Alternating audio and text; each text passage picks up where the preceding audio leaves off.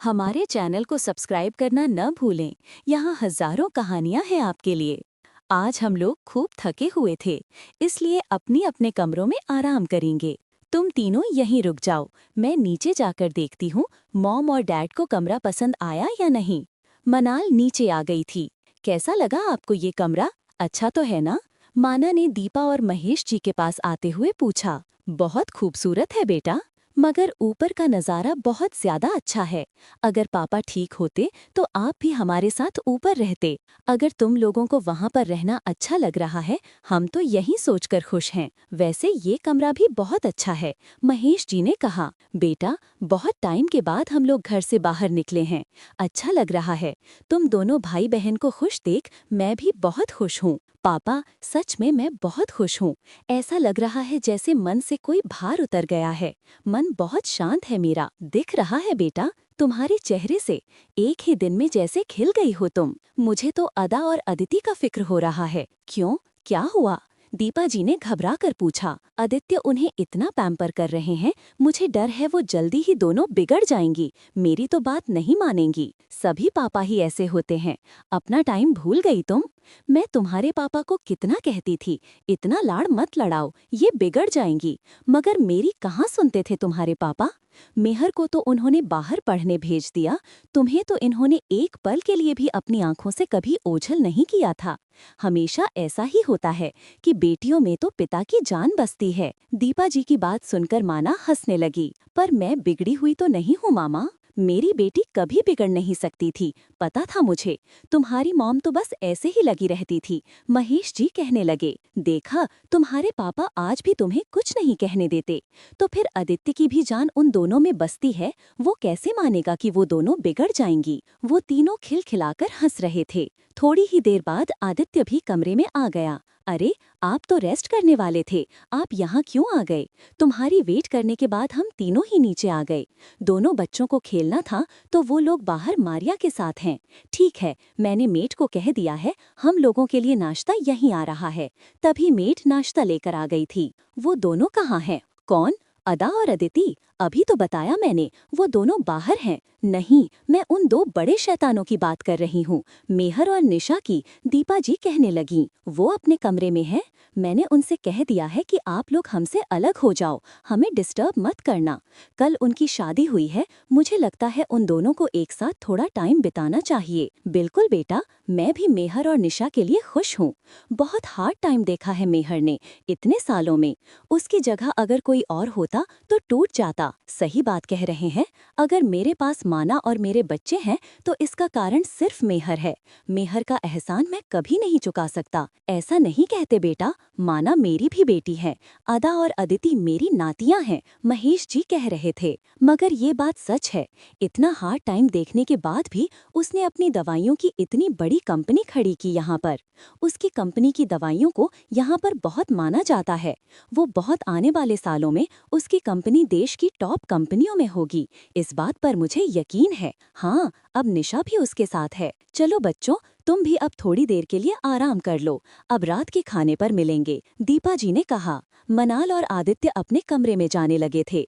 तभी महेश जी ने आदित्य को बुलाया। आदित्य, मुझे आपसे एक बात करनी थी। अगर तुम फ्री हो तो हम लोग लॉबी में बैठते हैं। चलो, रहने दो, कल बात करेंगे हम। ठीक है डैड, जैसी आपकी मर्जी। माना और आदित्य कमरे में आ गए थे। बोलो, कैसा लग रहा है मेरी जान को? खुश तो होना चाहिए जाकर, आदित्य ने बेड पर लेटते हुए कहा। आदित्य ने अपना ब्लेजर उतार दिया था। उसने अपनी शर्ट की बाजुएं भी फोल्ड कर ली थीं। वो माना को देखने लगा जो आईने के आगे अपना मेकअप उतार रही थी। ये क्या यार, तुमने तो केवल टॉप ही पहना है, तुम्हारे हाथों में भी कुछ नहीं पहना हुआ, ना ही तुम्हारे गले में कुछ है। तुम इतनी सिंपल मत रहा करो। अब आप आ गए हो ना, अब मैं सिंपल क्यों रहूंगी? क्यों? जब मैं यहाँ नहीं था तुम इतनी सिंपल रहती थी, और नहीं तो क्या, सचती तो किसके लिए? तुम मुझे एक बात सच सच में बताओ माना, क्या मेरे पीछे जब मैं नहीं था तुम्हें किसी ने प्रपोज नहीं किया? तुम इतनी सुंदर हो, कोई भी तुम्हें देखकर अपना दिल हार दे। उसकी बात सुनकर माना मिरर के आगे से हटकर उसके पास चली गई। किया था, एक नहीं बल्कि मुझे कई प्रपोजल मिले थे। बीच में एक दो तो ऐसे भी थे जो अदा और अदिति को भी अपनाने को तैयार थे। जरा मुझे भी तो पता चले कौन थे वो। आदित्य ने नकली गुस्सा करते हुए कहा। शुरू में जब अदा और अदिति छोटी थीं तब की बात है, मगर मैंने सबको मना कर दिया था। मैंने कहा मेरे 2 बच्चे हैं और मुझे किसी में कोई इंटरेस्ट नहीं है। तुम मुझे दोबारा मिल गई, वरना क्या होता मेरा। उसने माना का हाथ पकड़कर अपनी तरफ खींच लिया था। उसने माना को अपनी बाहों में ले लिया था। माना भी उसके साथ लग गई थी। मनाल, मैं उन लोगों को छोड़ूंगा नहीं जिनकी वजह से मेरी माना को सब दुख देखने पड़े। उन्होंने सोचा भी नहीं होगा उनके साथ ये होगा। मुझे किसी से कोई बदला नहीं चाहिए। मेरे लिए यही बड़ी बात है कि आप मुझे फिर से मिल गए। अगर हमने उन्हें सबक नहीं सिखाया तो याद रखो वो हमें चैन से जीने नहीं देंगे। अगर हमें चैन से जीना है तो सबको सबक सिखाना ही पड़ेगा। बातें करता हुआ आदित्य माना के चेहरे की तरफ झुकने लगा था। माना ने अपनी आंखें बंद कर ली थीं। वो आदित्य के प्यार को अपने दिल से फील करना चाहती थी। तभी शोर मचाते हुए दोनों बच्चे कमरे में आ गए। माना और आदित्य झट से एक दूसरे से दूर हुए। आगे तुम लोग। बच्चों, आंटी को ज्यादा तंग तो नहीं किया तुमने? नहीं मॉम, बिल्कुल भी नहीं किया। मॉम, हमें भूख लगी है, चलो हम सभी नीचे खाना खाने के लिए चलते हैं। तभी मारिया ने दरवाजा खटखटाया। मैं भी नीचे आकर बच्चों के लिए खाना देखती हूँ। मारिया भी नीचे चली गई थी। खाने की टेबल पर जब आदित्य और माना पहुंचे तो वहां मेहर और निशा पहले से बैठे थे। आप लोगों को खाना तो आज कमरे में ही मिलने वाला था, आप लोग यहाँ क्या कर रहे हो? आदित्य उन दोनों से कहने लगा। क्यों, हमें क्या कोई कैद की सजा मिली है जो हर चीज हमें कमरे में ही मिलेगी, बाहर नहीं आना होगा? ऐसा ही समझ लो, तुम्हें मेरे भाई के साथ उम्र कैद की सजा मिली है। मनाल ने हंसकर कहा। मगर हम तो सभी के साथ ही खाना खाएंगे। मुझे अकेले मेहर के साथ नहीं, आप सभी के साथ रहना है। मैं यहाँ छुट्टियों का हर पल एंजॉय करना चाहती हूँ। बहुत देर बाद मेरी जिंदगी में ऐसे पल आए हैं जहाँ मैं बहुत खुश हूँ। बस मैं मॉम के बारे में सोचकर परेशान हो जाती हूँ कि उन्होंने अपनी बेटी के साथ ऐसा क्यों किया। निशा को ऐसे उदास देखकर आदित्य उसके पास चला गया। हमारे चैनल को सब्सक्राइब करना न भूलें। यहाँ हजारों कहानियाँ हैं आपके लिए। मगर हम तो सभी के साथ ही खाना खाएंगे। मुझे अकेले मेहर के साथ नहीं रहना, आप सभी के साथ रहना है, निशा ने कहा। मैं जहाँ छुट्टियों का हर पल एंजॉय करना चाहती हूँ, बहुत देर बाद मेरी जिंदगी में ऐसे पल आए हैं जहाँ मैं बहुत खुश हूँ। बस मॉम के बारे में सोचकर परेशान हो जाती हूँ कि उन्होंने अपनी बेटी और बेटे के साथ ऐसा क्यों किया। निशा को ऐसे उदास देखकर आदित्य उसके पास गया था। निशा, कोई बात नहीं, टाइम आने दो, हम लोग पूछेंगे उनसे क्यों उन्होंने हम दोनों के साथ ऐसा किया। इस वक्त अपना मूड खराब मत करो। जो तुम चाहती थी तुम्हारी जिंदगी में वो हो रहा है ना, तुम अब मेहर के साथ हो। सही बात है भाई, मैं अपना मूड खराब नहीं करूंगी। सभी खाना खाकर अपने कमरों में चले गए थे। माना ने दोनों बच्चों को उनके कमरे में सुला दिया था। मारिया का दीवान बच्चों के कमरे में ही लगा हुआ था। मारिया बच्चों के पास उनके कमरे में रात को रुक गई थी। बच्चों का ख्याल रखना मारिया, अगर जरूरत पड़े हम साथ ही के कमरे में हैं, हमें बुला लेना। मनाल और आदित्य अपने कमरे में चले गए थे। दोनों शैतान तो सो गए, अब इस बड़े शैतान को भी सो जाना चाहिए। बहुत रात हो गई है, माना ने हंसकर कहा। बिल्कुल सो जाना चाहिए, उससे पहले नींद की गोली चाहिए बड़े शैतान को। मुझे नींद नहीं आ रही है। मेरे पास तो कोई गोली नहीं है। सोने के लिए दवाइयों का इस्तेमाल नहीं करना चाहिए, ये सेहत के लिए अच्छा नहीं होता, मनाल ने कहा। है ना नींद की दवाई तुम्हारे पास, और इस दवाई का कोई साइड इफेक्ट भी नहीं है। कहते हुए आदित्य ने माना को जोर से खींचकर अपने साथ लगा लिया था। अच्छा, तो ये दवाई चाहिए आपको नींद की, मगर आदत तो हर चीज की ही बुरी होती है, माना हंसने लगी थी। दोनों बहुत देर तक अपनी छोटी छोटी बातें करते रहे। उधर मेहर और निशा दोनों छत पर बैठे हुए थे। कमरे से बाहर अच्छा लग रहा है ना निशा, कितना फ्रेश फील हो रहा है। बिल्कुल सही बात है, बहुत अच्छा लग रहा है, निशा ने कहा, जो मेहर की गोद में बैठी हुई थी। पता है निशा, बहुत दिनों बाद मुझे लग रहा है मेरे दिल और दिमाग पर कोई बोझ नहीं है, मैं रिलैक्स फील कर रहा हूँ। क्यों, किस बात का आपके दिल और आपके दिमाग पर? मुझे लगता था हम दोनों की वजह से, हम दोनों के रिश्ते की वजह से मनाल और आदित्य, जीजू की जिंदगी बर्बाद हो गई। वो दोनों अलग अलग हो गए। फिर अदा और अदिति दोनों को अपने पापा से दूर होना पड़ा। मेरी बहन को किन हालात से गुजरना पड़ा। मुझे हमेशा लगता था ये सब मेरी वजह से है। अगर हम दोनों एक दूसरे के पास नहीं आते तो शायद ऐसा नहीं होता। आप ऐसा मत सोचिए, इसके जिम्मेदार आप नहीं, मैं थी। आपने तो मुझे कहा था कि हम दोनों एक दूसरे से अलग हो जाते हैं। हम दोनों के रिश्ते की वजह से आपकी बहन का घर टूटा, मगर मैं ही नहीं मानी। अपनी बात मुझे भी अब पछतावा हो रहा है। जिंदगी के इतने साल बर्बाद कर दिए मॉम ने हम सभी के। मुझे बहुत गुस्सा है मॉम पर। मैं उनसे एक बात पूछना चाहती हूँ कि मॉम, आपने ऐसा क्यों किया? आप इतनी बुरी कैसे हो सकती हैं? आप हमारे साथ इतना बड़ा जुर्म कैसे कर सकती हैं? एक माँ अपने बच्चों के साथ कभी ऐसा नहीं कर सकती। वो आदित्य भाई को मरवाने को तैयार हो गई थी। वह ऐसा कैसे कर सकती हैं? वरना मैं तो बच्चों का सिर दुखता नहीं सह सकती। वो दोनों एक दूसरे से बातें करते रहे। अचानक से महर को ख्याल आया कि निशा उसे तुम की जगह आप कहकर संबोधित कर रहा है। वो काफी हैरान हो गया। तुमने मुझे आप कहा, इतनी इज्जत दे रही हो, कमाल की बात है। बिल्कुल देनी चाहिए। मैंने देखा है, मॉम भी डैड को आप कहती हैं, मनाल भाभी भी आदित्य भाई को आप कहती हैं। मुझे भी आपको आप कहना चाहिए, निशा ने कहा। उसकी बात सुनकर महर ने निशा को अपनी बाहों में जोर से गले लगा लिया। मुझे नहीं पता था मेरी निशा इतनी बड़ी हो रही है। दोनों हंसने लगे थे। अब तुम बड़ी हो चुकी हो तो ये बताओ कि आगे क्या इरादा है? किस चीज की बात कर रहे हो? निशा ने महर के सीने से लगते हुए कहा। मैं बच्चों के बारे में बात कर रहा हूँ। उसकी बात सुनकर निशा मुस्कुरा पड़ी। बच्चे तो मुझे भी चाहिए। तो फिर ठीक है, चलो। कहाँ? बच्चों के लिए काम करने, कहते हुए महर ने निशा को बाहों में उठा लिया। वो दोनों कमरे में चले गए थे। अगला पूरा दिन उन्होंने घूमते हुए बिताया। महेश जी और दीपा जी को भी वो लोग साथ ले गए थे। दोपहर को उन्होंने बीच के किनारे बने रेस्टोरेंट में लंच किया। रात को भी सब लोग बाहर खाना खाकर ही वापस आए थे। दोनों बच्चे सो चुके थे तो मारिया ने उन्हें उनके कमरे में सुला दिया था। माना भी थकी हुई थी, वो भी जल्दी ही सो गई। जब आदित्य बाथरूम से बाहर आया तो उसने देखा कि माना सो चुकी है, तो उसने उसके ऊपर ब्लैंकेट दिया और खुद कमरे से बाहर चला गया। वो नीचे आया। उसने देखा मॉम डैड के रूम की लाइट जल रही है। उसने दरवाजा खटखटाया। दीपा जी ने दरवाजा खोला। मैंने आपको डिस्टर्ब तो नहीं किया? आदित्य ने कहा। आओ बेटे, दीपा जी ने कहा। तुम्हारे डैड को तो नींद लेट आती है, अभी जाग रहे हैं। वो जाकर उनके पास कमरे में बैठ गया था। डैड, मैं देख रहा था कि आप मुझसे कोई बात करना चाहते हैं। आप कल भी कह रहे थे, मुझे थोड़ी बेचैनी सी हो रही थी। क्या बात है? आखिर ऐसा क्या है? आप दोनों बातें करो, मैं आप लोगों के लिए कॉफी बना कर लाती हूँ। दीपा जी कमरे से बाहर चली गई थीं। कमरे में सन्नाटा छाया हुआ था। थोड़ी देर चुप रहने के बाद महेश जी बोले, आदित्य, क्या आपको अपनी मॉम का कोई होश है? क्या आपने उन्हें देखा? याद है उनके बारे में कोई बात? मैं आपको जन्म देने वाली असली मॉम की बात कर रहा हूँ। नहीं, जब मैं पैदा हुआ तो उन्हें बहुत सी कॉम्प्लिकेशंस हो गई थीं, तो मेरे जन्म के कुछ महीनों बाद उनकी डेथ हो गई। मगर आप ये सवाल क्यों कर रहे हैं?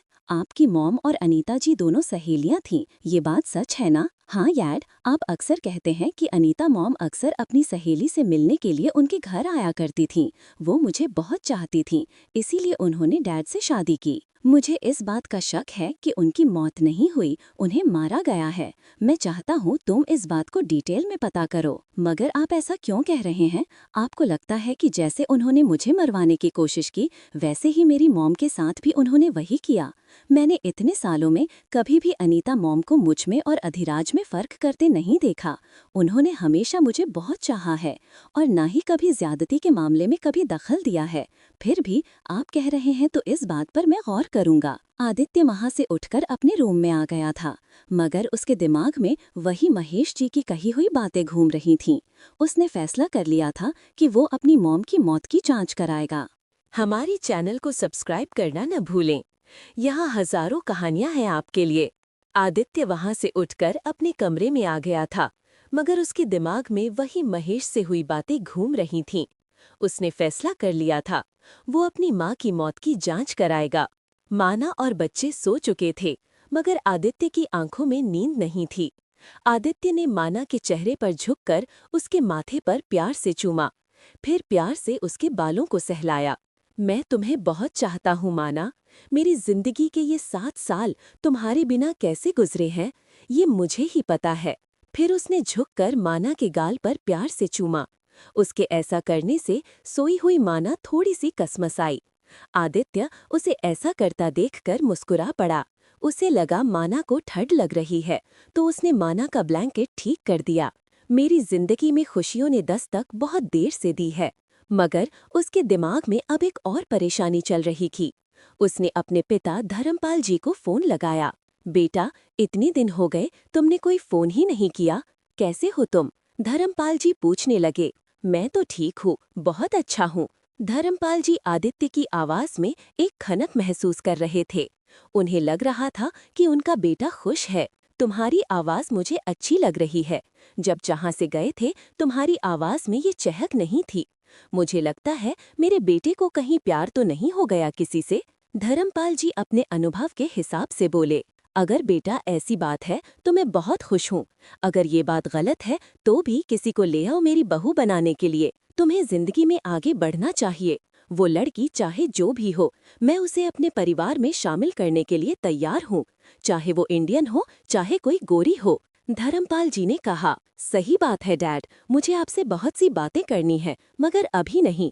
मुझे आपसे अपनी माँ के बारे में पूछना था। हाँ हाँ, क्यों, क्या हुआ? अनीता ने फोन नहीं उठाया क्या? मैं तुम्हारी अभी बात कर देता हूँ अनीता से, वो घर पर ही है। मैं अनीता माँ की बात नहीं कर रहा हूँ, मैं अपनी जन्म देने वाली माँ की बात कर रहा हूँ। क्या बात है, तुम्हें आराध्या की याद कैसे आ गई? ठीक तो हो ना तुम बेटा? अपनी माँ के बारे में ऐसे अचानक पूछने से धर्मपाल जी को आदित्य की चिंता होने लगी। बस ऐसे ही डैड, मैंने किसी छोटे बच्चे को अपनी माँ के साथ देखा तो मुझे आराध्या माँ की याद आ गई। पूछो, क्या पूछना है तुम्हें? धर्मपाल जी कहने लगे। डैड, आप मेरी माँ से कैसे मिले थे? तो तुम्हें हमारी लव स्टोरी जाननी है? ऐसा ही समझ लीजिए डैड, मुझे अपने माँ बाप की लव स्टोरी जानने का हक तो है। आदित्य हंसने लगा। जिस कॉलेज में मैं पढ़ता था, तुम्हारी माँ मेरी जूनियर थी। बहुत खूबसूरत थी। वो तुम्हारी जैसी आंखें थी उसकी, तुम्हारे जैसे बाल, गोरा रंग हद से ज्यादा। उसकी गालों में डिम्पल पड़ते थे जो उसे और भी हसीन बनाते थे। अगर कोई ये कहता कि वो इंडियन नहीं है तो सब मान जाते। जब हंसती थी तो क्या लगती थी तुम्हारी माँ? बस बस डैड, आप तो मेरी माँ की खूबसूरती में ज्यादा ही खो गए थे। और नहीं तो क्या, उसकी तस्वीरों में भी वो खूबसूरती नहीं है जो उसमें असल में थी। पहली ही नजर में मैं उसे अपना दिल दे बैठा था। तो क्या माँ को भी आपसे पहली ही नजर में प्यार हो गया था? नहीं, कितने दिन तो तुम्हारी माँ ने मुझे आंख उठाकर भी नहीं देखा। फिर बड़ी मुश्किल से मनाया मैंने तुम्हारी माँ को। नकली गुंडे भेजे उसके पीछे और फिर मैं उसे बचाने के लिए खुद आ गया था। इससे तुम्हारी माँ मुझसे इम्प्रेस हो गई थी। क्या बात है डैड, कैसे मनाया आपने माँ को? क्या उन्हें बाद में पता चल गया था? नहीं, उसे तो आज तक नहीं पता कि ऐसा हुआ था। धर्मपाल जी हंसने लगे। कोई बात नहीं डैड, मैं बताऊंगा माँ को। मेरे कहने का मतलब है, जब मैं दूसरी दुनिया में उनसे मिलूंगा तब बताऊंगा मैं आपके बारे में। ऐसा नहीं कहते बेटा, तुम तो उसकी आखिरी निशानी हो, तुम हजारों साल जियो। धर्मपाल जी कहते हुए उदास हो गए थे। डैड, प्लीज उदास मत होइए, अब मुझे आगे बताओ, फिर क्या हुआ? कैसे हुई आप लोगों की शादी? हम दोनों को प्यार हो गया, मगर तुम्हारी नानी माँ को मैं पसंद नहीं था। उन्हें ऐसा लड़का चाहिए था जिसे वो घर जमाई बना सकें, क्योंकि तुम्हारी माँ अपने माँ बाप की अकेली संतान थी। मेरे माँ बाप भी अकेले थे, वो मुझे वहाँ पर रहने की इजाजत नहीं दे सकते थे। तुम्हारे नाना जी तो मान गए, मगर नानी माँ तो मानने को तैयार ही नहीं थी, और घर में तुम्हारी नानी माँ की चलती थी। उनकी परमिशन के बिना तो शादी नहीं हो सकती थी। तुम्हारे नाना जी भी डरते थे तुम्हारी नानी माँ से। मैं अपने माँ बाप को लेकर गया, वो नहीं मानी, तो तुम्हारी माँ ने धमकी दी कि अगर उसकी शादी मुझसे नहीं हुई तो वो आत्महत्या कर लेगी। तब जाकर मानी तुम्हारी नानी माँ। हम लोग बहुत खुश थे, जिंदगी बहुत हंसी खुशी चल रही थी। तुम्हारी नानी माँ को भी मुझसे कोई शिकायत नहीं थी। फिर तुम पैदा होने वाले हो गए, तो क्या आपको नानी माँ ने माफ कर दिया? क्या उन्हें शादी के बाद कोई प्रॉब्लम नहीं हुई? नहीं, शादी के बाद जब तुम्हारी माँ खुश थी तो वो भी बहुत खुश थी। माँ की खुशी तो उनके बच्चों की खुशी में होती है। जब तुम पैदा होने वाले हुए तो तुम्हारी नानी माँ तुम्हारी माँ को अपने साथ ले गई। मैं नहीं चाहता था कि तुम्हारी माँ वहाँ जाए। मैंने कहा भी था तुम्हारी नानी माँ से, आप ही हमारे पास रह जाएं। मगर उन्होंने कहा कि ये रिवाज है, पहला बच्चा ननिहाल में ही पैदा होता है। मैं चाहकर भी रोक नहीं सका। ना चाहते हुए भी मैं तुम्हारी माँ को वहाँ भेज दिया था। वहाँ तुम्हारे जन्म के बाद तुम्हारी माँ को कॉम्प्लिकेशंस शुरू हो गईं। बाकी तुम्हें सब पता ही है। डैड और अनीता माँ से कहाँ मिले? आपकी उनके साथ शादी कैसे हुई फिर? तुम्हारी अनीता माँ आराध्या की सहेली थी। वो अनीता के पिता तुम्हारे नाना के यहाँ मैनेजर का काम करते थे। दोनों साथ में पली बढ़ी थीं। कॉलेज में भी दोनों साथ ही थीं।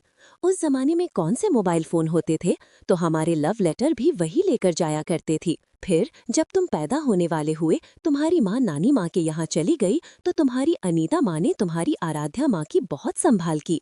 पूरा ध्यान रखती थी वो उनका। तुमसे बहुत प्यार करने लगी थी।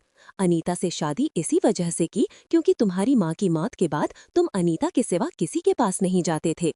तो सभी बड़ों ने फैसला किया कि अनीता की शादी मुझसे कर दी जाए, इससे तुम्हें माँ मिल जाएगी। तब मैं शादी के लिए तैयार नहीं था। मैं आराध्या की मौत के बाद शादी नहीं करना चाहता था। मगर तुम्हारे दादा दादी और नाना नानी ने जबरदस्ती कसम देकर मेरी शादी अनीता से करवाई। अनीता ने तुम्हें और मेरे घर को बहुत अच्छे से संभाला। मुझे कोई शिकायत नहीं है अनीता से। मगर मैं तुम्हारी माँ को आज तक नहीं भूला। बहुत चाहता था मैं तुम्हारी माँ को। कहते हुए धर्मपाल जी की आंखों में आंसू आ गए थे। हमारे चैनल को सब्सक्राइब करना ना भूलें। यहाँ हजारों कहानियां हैं आपके लिए। धर्मपाल जी की आंखों में आंसू थे। मैं आराध्या की मौत के बाद शादी नहीं करना चाहता था, मगर तुम्हारे दादा दादी और नाना नानी ने जबरदस्ती कसम देकर मेरी शादी अनीता से करवाई। अनीता ने तुझे और मेरे घर को बहुत अच्छे से संभाला। मुझे कोई शिकायत नहीं अनीता से, मगर मैं तुम्हारी मॉम को आज तक नहीं भूला। बहुत चाहता हूँ तुम्हारी माँ को। जिंदगी में पहला प्यार भूलना कितना मुश्किल है, ये तो आदित्य भी अच्छे से जानता था। मतलब जब मेरी मॉम की मौत हुई तो अनीता मॉम वहीं थीं, मगर क्या उन्होंने सचमुच कुछ ऐसा किया था मेरी माँ के साथ? क्या वही मेरी मॉम की मौत की जिम्मेदार है? नहीं नहीं, ऐसा नहीं हो सकता। उन्हें क्या पता था कि उनकी शादी डैड से हो जाएगी? ये भी तो हो सकता था कि ये शादी ना होती, फिर उन्हें क्या फायदा होता मेरी मॉम की मौत का? महेश अंकल गलत सोच रहे हैं क्या? क्या पता उनकी ये सब प्लानिंग हो डैड की जिंदगी में आने के लिए। आदित्य बहुत परेशान हो रहा था। उसे समझ नहीं आ रहा था कि क्या हो रहा था। उन्होंने मुझे मारा नहीं, सिर्फ मन्नाल को धमकाया था। वो सिर्फ निशा और मेहर को अलग करना चाहती थीं। उन्हें निशा के लिए एक बहुत ज्यादा अमीर लड़का चाहिए था, जो कि मेहर नहीं था। तो क्या उन्हें एक बार भी मेरी और मन्नाल की फिक्र नहीं हुई? वो ऐसे निशा के लिए हमसे भी तो कह सकती थी कि उन्हें मेहर पसंद नहीं। इतना बड़ा स्टेप उठाने की क्या जरूरत थी? आदित्य का दिमाग खराब हो रहा था। इन्वेस्टिगेशन तो मुझे सही तरीके से करनी ही पड़ेंगे। ये बात सच है कि मेरे बच्चों ने इस मामले की वजह से बहुत दुख उठाए हैं। वो तो मेहर था, माना और बच्चे बच गए। अगर मेहर का दिमाग काम नहीं करता तो माना तो मुझे बचाने के लिए शायद मनोहर लाल के पास चली जाती, तो वो मेरे बच्चों का अबॉर्शन करवा देता। मेरी पूरी फैमिली तबाह हो जाती। माना के साथ उसने क्या करना था मुझे अच्छे से पता है। उसे मेरी माना से प्यार नहीं था, उसे सिर्फ मन्नाल के साथ खेलना था। जब उसका मन भर जाता तो शायद मन्नाल की जिंदगी और भी बुरी हो जाती। वो बहुत परेशान हो रहा था कि अगर मेहर सही समय पर सही बात नहीं सोचता, ये लोग इंडिया से नहीं निकलते, तो उसकी माना के साथ क्या हो सकता था। वो सोई हुई माना के करीब गया। उसने माना के बालों को सहलाते हुए उसका माथा चूमा, फिर उसके साथ लेट गया और उसे सीने से लगा लिया। जिन लोगों की वजह से तुम्हें भुगतना पड़ा, उनको छोड़ने वाला नहीं हूं मैं। थोड़े दिन बच्चों और मीनल के साथ रहने के बाद वापस जाऊंगा, फिर देखता हूं कि क्या करना है उन लोगों के साथ। आदित्य ने सोच लिया था कि वो थोड़े दिन ऐसे खुशी से रहेगा, अपने बच्चों के साथ हर पल को एंजॉय करेगा। ये सब सोचते सोचते पता नहीं कब वो नींद की आगोश में चला गया था। उठिए, चाय पी लीजिए। माना आदित्य को उठा रही थी। आदित्य ने बड़ी मुश्किल से आंखें खोलीं। टाइम देखा है, क्या हो गया? आदित्य ने आंखें खोलकर माना को देखा तो वो तैयार हो गई थी। टाइम देखा है, क्या हो गया? सुबह के 10 बज चुके हैं। आदित्य को चाय का कप पकड़ाते हुए माना ने कहा, इतना टाइम हो गया, तुमने मुझे उठाया क्यों नहीं? हमें तो आज जल्दी निकलना था घूमने के लिए। और नहीं तो क्या, तीसरी बार उठाने आई हूँ मैं आपको। मालूम नहीं कहाँ ध्यान है आपका। आपको जल्दी उठना चाहिए था, घूमने जाना है। मीहिर, निशा, मॉम और डैड बच्चों को लेकर चले गए हैं। तो फिर तो क्या हम दोनों ही रह गए घर पर? और नहीं तो क्या, आपकी वजह से वो मुझे छोड़ गए। माना ने गुस्से से कहा, ये तो बहुत अच्छा हुआ, इसका मतलब अब घर पर हम दोनों ही के लिए हैं। आदित्य ने चाय का कप साइड पर रखकर माना को अपनी तरफ खींच लिया था। हमें अब कहीं जाने की क्या जरूरत है? उसने शरारत से मुस्कुराकर कहा, देखो आदित्य, मैं तैयार हो चुकी हूँ।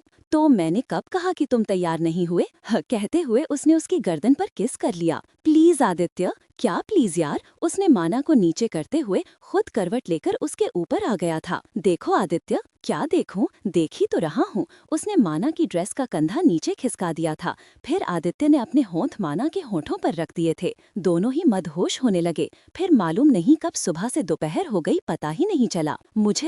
अगर मुझे पता होता ना कि यही सब होने वाला है, मैं भी उनके साथ चली जाती। माना ने अपने ऊपर का ब्लाउज ठीक करते हुए कहा। क्यों, मेरी कंपनी अच्छी नहीं लगी क्या? उसके साथ लिपटते हुए आदित्य ने कहा। उसकी बात सुनकर माना हंस पड़ी। आपकी कंपनी तो अच्छी है, मगर आपकी हरकतें नहीं। क्यों, मैंने ऐसी क्या हरकत की है? आदित्य ने कहा। आदित्य का हाथ अभी भी माना की बॉडी पर चल रहा था। माना ने आदित्य का हाथ पकड़ लिया। इन्हीं हरकतों की वजह से कहती हूँ मैं, अब आप 2 बच्चों के बाप है, थोड़े से सयाने हो जाइए। अच्छा, तो फिर बताओ कैसे होते हैं सयाने? वैसे तुझे भी मेरा साथ देना पड़ेगा, और नहीं तो क्या, इस टाइम मेरा पूरा इरादा आपकी सेवा करने का है। आदित्य ने माना की आंखों में देखते हुए कहा। माना भी आदित्य की आंखों में खोई हुई थी। माना ने अपनी आंखें बंद करते हुए कहा, ठीक है, तो फिर की जाए मेरी सेवा। फिर आदित्य और माना दोनों फिर एक दूसरे के प्यार में खोने लगे थे। उधर इंडिया में आज आदित्य का फोन आया था। अपनी मॉम के बारे में पूछ रहा था।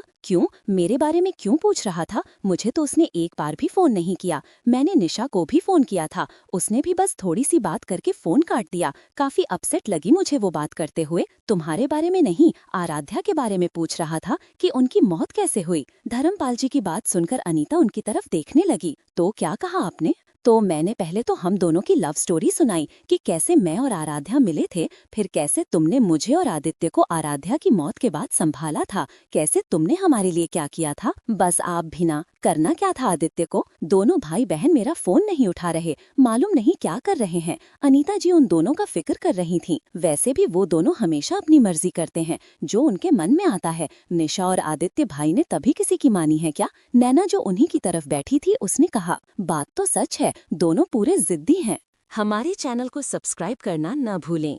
यहाँ हजारों कहानियां हैं आपके लिए। अनीता जी दोनों भाई बहनों की चिंता कर रही थीं। दोनों भाई बहन मेरा फोन नहीं उठा रहे, मालूम नहीं क्या कर रहे हैं। नैना उनकी ओर आते हुए बोली, वैसे भी वो दोनों हमेशा अपनी मर्जी करते हैं, जो उनके मन में आता है। निशा और आदित्य ने कभी किसी की मानी है क्या? धर्मपाल जी ने कहा, बात तो सच है, दोनों पूरे जिद्दी हैं। जो बात एक बार इन दोनों के दिमाग में आ गई, फिर दोनों नहीं बदलते, चाहे दुनिया इधर की उधर हो जाए। मुझ पर तो ये दोनों ही नहीं गए हैं, मैं तो बिल्कुल ऐसा नहीं हूँ। तो आपके कहने का मतलब है ये दोनों मुझ पर गए हैं, मैं ऐसी हूँ, जिद्दी और आइडियल? अनीता जी गुस्से से कहने लगीं। तुम कहाँ गुस्से होती हो? मैंने कब कहा?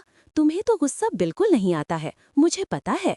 धर्मपाल जी मुस्कुराते हुए बोले। नैना ने भी उनकी बात में सहमति जताई। नैना ने कहा, आप लोग असल बात को भूल रहे हैं। हम निशा और आदित्य की बात कर रहे थे, आप तो दोनों ही लड़ने लगे। दोनों ही शादी करने को तैयार नहीं हैं। अब मेहर भी चला गया इस दुनिया से, मगर दोनों अब तक उन दोनों का नाम लेकर जी रहे हैं। वो ये भी नहीं सोचते कि उनके माँ बाप हैं, किसी और के बारे में भी सोचना चाहिए। बात तो सच है नैना तुम्हारी, मगर मुझे लग रहा है कि आदित्य की जिंदगी में कोई आने वाला है, शायद कोई आ चुका है। धर्मपाल जी मुस्कुराकर बोले, आपको उसने कुछ कहा क्या? आपकी बात हुई थी उससे? उसने मुझे कुछ नहीं कहा, मगर उसकी आवाज बदली हुई थी। बहुत सालों बाद मैंने उसकी ऐसी आवाज सुनी है। और फिर वो मेरे, आराध्य और तुम्हारे बारे में पूछ रहा था। हो सकता है वो जानना चाहता हो कि जिंदगी में उसे आगे बढ़ना चाहिए या नहीं। शायद वो मेरा एक्सपीरियंस जानना चाहता था। आपकी बात अलग थी, उसकी अलग है। मेरी बात और उसकी बात अलग क्यों है? वो तुम्हारा बेटा है इसलिए। नहीं, आपके पास बच्चा था, बच्चों को एक माँ चाहिए थी, वो अकेला है। मुझे नहीं लगता कि अगर वो आगे बढ़ना चाहे तो उसे सोचने की जरूरत है। नैना बोली, मगर हमारे चाहने से क्या होता है? मगर निशा ने तो अभी तक शादी भी नहीं की है, वो क्यों मेहर का नाम जप रही है? सही बात है, अब निशा का मन कैसे बदलूं मैं तो उसे जयपुर भी लेकर गई थी, गौलव से मिलवाने। कितना अच्छा लड़का और घर परिवार था, मगर वो नहीं मानी। मुझे समझ नहीं आ रहा है इन दोनों का मैं क्या करूं। वो तीनों बैठे बहुत देर तक ऐसी ही बातें करते रहे। आदित्य और मनाल ने पूरी फैमिली के साथ एक हफ्ता वहां बिताया था। कितने सालों के बाद उन्होंने इतनी खुशी से भरे दिन देखे थे। अदा और अदिति तो जैसे खिल गई थीं। उन्हें पिता का साया मिल गया था और आदित्य की उनमें जान बसती थी। सचमुच उनके मुंह से जो निकलता था वो पूरा कर देता था। एक हफ्ते के बाद वो लोग वापस आ गए थे। मेहर ने मनाल से कहा, तुम लोग आज यहीं पर रुक जाओ। नहीं, आज हम लोग घर जाएंगे। वो घर नहीं है, गेस्ट हाउस है। मेहर ने कहा, जहाँ पर मेरी फैमिली होगी, मेरे लिए तो वही घर है। आदित्य ने कहा, तो क्या हम आपकी फैमिली के मेंबर नहीं हैं? निशा सुन रही हो, तुम्हारा भाई तुम्हारे घर को घर नहीं मान रहा। भाई, ये बात गलत है, आप रुक जाओ जहाँ पर। ठीक है। वो सभी लोग वहीं रुक गए थे। रात को सोने जाने से पहले सभी हॉल में बैठे बातें कर रहे थे। बच्चे सो चुके थे। निशा ने आदित्य से कहा, बोलो भाई, अब आगे क्या करना है? मतलब? आदित्य को निशा की बात समझ नहीं आई। अब मैंने शादी कर ली है, इसकी खबर मुझे घर पर देनी होगी। नहीं, अभी नहीं निशा, एक बार मुझे इंडिया जाने दो। जब मैं तुमसे कहूँगा तभी तुम खबर दोगी घर पर। तब तक मैं मॉम से क्या कहूँ? फोन पर बात करती रहो और कहो तुम जहाँ पर रुकना चाहती हो, कोई तुमसे वापस नहीं पूछेगा। फिर मेरी बात करा देना, मैं कह दूंगा कि मैंने सब अरेंजमेंट कर दिए हैं। ठीक है भाई, निशा ने कहा। मैं, मान और बच्चे 2 दिन के बाद इंडिया के लिए निकलेंगे। मगर ऐसे कैसे? मेहर ने पूछा। आपको डरने की जरूरत नहीं है, इनकी सिक्योरिटी का पूरा इंतजाम होगा। मैंने इनके इंडिया में रहने का इंतजाम अलग से कर दिया है। एक बार सिक्योरिटी में वहीं रहेंगे, फिर ठीक होने के बाद ही मैं घर वालों से मिलवाऊंगा। आदित्य अपना पूरा प्लान बता रहा था। मैं आपसे एक बात कहूँ? हाँ कहो मेहर, तुम तो ऐसे पूछ रहे हो जैसे तुम पहले कभी नहीं बोले। इन तीनों को साथ में मत लेकर जाओ, इनका यहीं पर सिक्योरिटी के साथ बंदोबस्त कर दो। इंडिया में पूरा मामला सही करो, फिर इन तीनों को लेकर जाना। और जहाँ आप इतने साल अकेले रहे हैं, वहाँ अगर थोड़े दिन और अकेले रह लेंगे तो कोई फर्क नहीं पड़ेगा। ये कहकर मेहर हंसने लगा। मुझे मेरी फिक्र नहीं है, मगर बच्चों को ऐसे इंडिया लेकर जाने का मेरा मन नहीं कर रहा। मनाल ने कहा, मैं बच्चों को छोड़कर अकेले आपके साथ जा भी नहीं सकती। बच्चों को आप लोग हमारे पास छोड़ जाइए, हमारा भी मन लग जाएगा। दीपा जी ने कहा, नहीं मॉम, आपको पता है मैं नहीं छोड़ सकती। तो ठीक है, एक बार मुझे अकेले ही जाने दो। तुम अपनी बेकरी चलाती रहो और तुम्हारे आगे पीछे सिक्योरिटी का इंतजाम रहेगा। बच्चे वैसे ही स्कूल जाते रहेंगे। तो फैसला हो चुका था उन सबका। आदित्य अकेले ही इंडिया जाने वाला था। क्या अनीता जी जान जाएंगी कि मेहर और मनाल जिंदा हैं? तो उसका क्या एक्शन होगा आगे? आदित्य मनाल और बच्चों को अकेला छोड़कर जाएगा। कहीं मनाल और बच्चों पर कोई मुसीबत तो नहीं आ जाएगी।